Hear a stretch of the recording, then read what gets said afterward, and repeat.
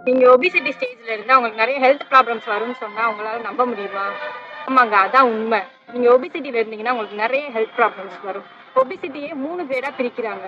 First type வந்து obesity great 1. இதுல உங்களோட பிஎம்ஐ வந்து 25 இருந்து 29.9க்குள்ள இருக்கும்.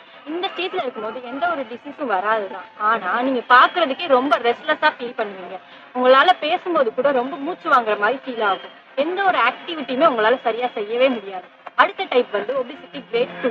இந்த டைப்ல உங்களோட பிஎம்ஐ வேல்யூ 30ல இருந்து 39.9க்குள்ள இருக்கும். இந்த டைப்பை வந்து மேக்ஸிமம் டாக்டர்ஸ் டயட்டிஷியன்ஸ் மூலமா கியூர் பண்ணிடலாம். ஆனா இந்த டைப் நீங்க போயிட்டாலே உங்களுக்கு நிறைய டிசீஸ் வர ஆரம்பிச்சிடும். எந்த மாதிரி டிசீஸ் அப்படின்னா அத்திரோஸ்க்ளரோசிஸ், அதாவது ஹார்ட் டிசீஸ், லிவர் ஃபெயிலியர், அப்புறம் கிட்னி ஃபெயிலியர், அப்புறம் டயபெட்டிஸ், அப்புறம் ஹைப்பர் டென்ஷன், அதாவது பிளட் ப்ரெஷர், இந்த மாதிரி டிசீஸ்லாம் உங்களுக்கு வர ஆரம்பிச்சிடும். லாஸ்ட் ஸ்டேஜ் வந்து ஒபிசிட்டி கிரேட் 3. இந்த ஸ்டேஜ்ல உங்களோட பிஎம்ஐ 40க்கு மேல தான் இருக்கும். இந்த ஸ்டேஜ் தான் ரொம்ப ரிஸ்கான ஸ்டேஜ். இதை யாருனாலுமே கியூர் பண்ணவே முடியாது. இந்த ஸ்டேஜ் வந்துட்டாலே நான் முன்னாடி சொன்ன எல்லா டிசீஸுமே வந்துடும். அதுவும் இல்லாம உங்களுக்கு டெத் வர்றது கூட ரொம்ப சான்சஸ் இருக்கு.